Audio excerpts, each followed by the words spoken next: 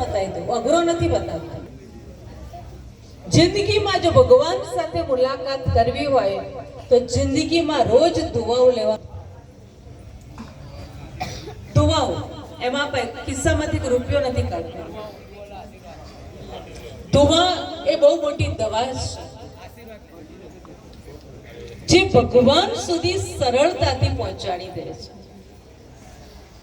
જીવનમાં પુણ્ય કરો. પુણ્ય એટલે આ આંખોને એક ઓર્ડર આપો કે બધાના માટે તું અંતરથી શુભ ભાવના અને શુભ કામના રાખ. મુખને કહી દો કે આ વાણી હંમેશા સારી બોલે, બીજાના માટે સારું બોલે.